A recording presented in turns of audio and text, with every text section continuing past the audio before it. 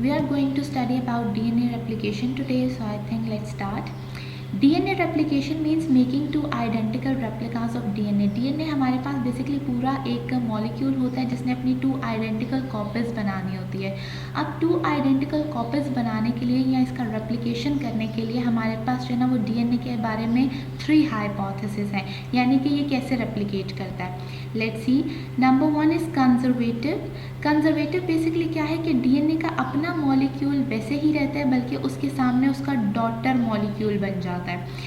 Number second hypothesis is semi conservative. Semi conservative क्या है कि डीएनए के जो एंटी पैरेलल स्ट्रैंड्स हैं वो अनवाइंड हो जाते हैं, वो खुल जाते हैं और हर एक स्ट्रैंड के सामने उसका डॉटर स्ट्रैंड बन जाता है. उसके बाद डिस्पर्सिव हाइपोथेसिस क्या कहती है कि जो डीएनए का मॉलिक्यूल है वो ब्रेक डाउन हो जाता है स्मॉलर फ्रेगमेंट्स में, और जो न्यू डीएनए की कॉपीज बनती हैं वो मिक्सचर होती हैं दोनों का, यानी कि old one and the new one.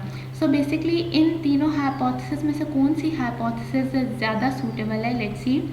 Later on experiments showed that DNA replicates in a semi-conservative manner. बहुत से experiments ने ये शो कर दिया कि DNA जो है वो सेमी कंजर्वेटिव मैनर में जो है ना वो रेप्लिकेट करता है. सेमी कंजर्वेटिव मैनर क्या था कि दोनों स्ट्रैंड अनवाइंड हो जाते हैं और हर एक स्ट्रैंड के सामने उसका कॉम्प्लीमेंट्री बनता है. सो आई थिंक हम अब ये देखते हैं कि DNA के रेप्लिकेशन का प्रोसेस होता कैसे है. DNA replication begins at one or more sites where there is a specific sequence of nucleotides called origins of replication. पूरे DNA में किसी किसी जगह पे स्पेशल साइट्स होती हैं न्यूक्लियोटाइड्स की जहाँ से ये रेप्लिकेशन स्टार्ट होती है, and that point is known as origins of replication.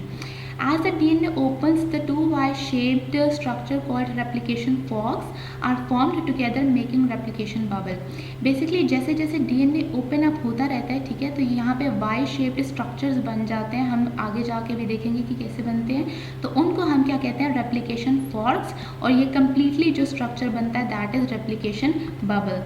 The replication forks will move in opposite direction as replication proceeds. जैसे जैसे replication ने आगे proceed करना होता है, ये forks क्या करते हैं, opposite direction में move करते हैं. You can see this direction and you can see this direction as well.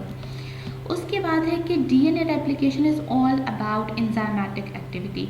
DNA replication को बहुत ज़्यादा हेल्प करते हैं enzyme उसकी पूरे replication के process में.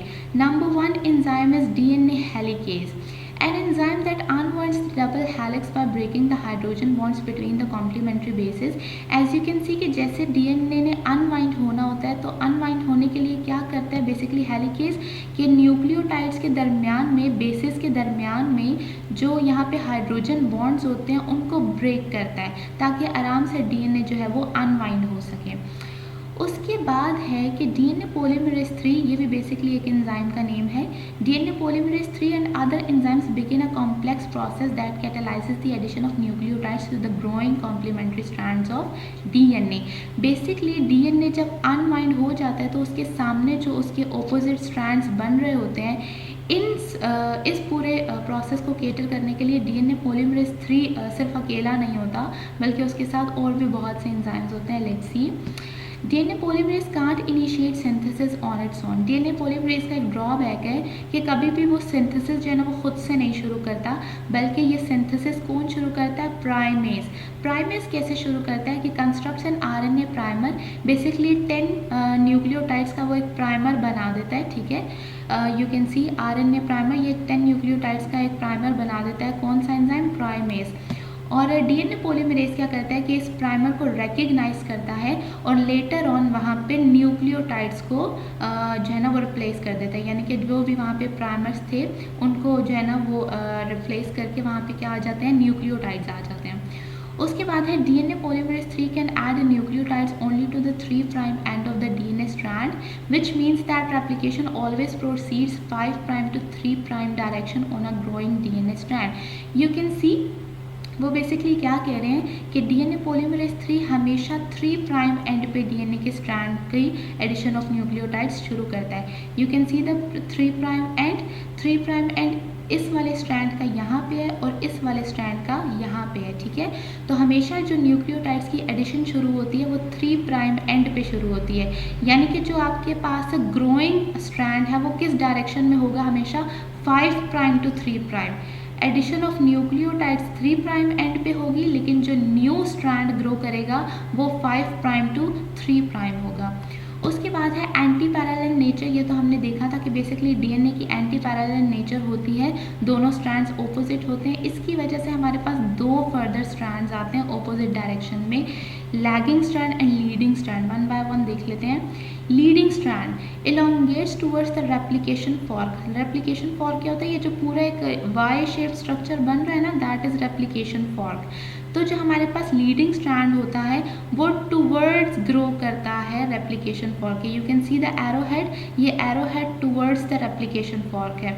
और दूसरी बात यह है कि continuous adding of nucleotides to its 3 prime end, यहाँ पे जो न्यूक्लियोटाइड्स की एडिशन होती है वो कॉन्टिन्यूस होती है। You can see the continuous addition of nucleotides over here. उसके बाद है कि lagging strand. Lagging strands elongates away from the replication fork. Lagging strand हमेशा अवे मूव करता है रेप्लिकेशन फॉर्क के। You can see the arrow head, ये replication fork से दूर जाता है। Synthesised discontinuously as a series of short fragments called Okazaki. यहाँ पे क्या होता है कि ये शॉर्ट फ्रेगमेंट्स में ग्रो करता है, यानी कि शॉर्ट फ्रेगमेंट्स ये जो आपके पास बन रहे हैं, ठीक है, और इन शॉर्ट फ्रेगमेंट्स को क्या कहते हैं? Okazaki fragments. उसके बाद है कि बेसिकली ये जो यहाँ पे ब्रेक्स आ जाते हैं, इन ब्रेक्स को कौन सा इंसान जब वो बाद में ज्वाइन कर देता है, that is DNA ligase. You can see the DNA ligase. So thank you so much. Hope you like the video. Kindly subscribe my channel and hit the bell icon so you can see the latest updates.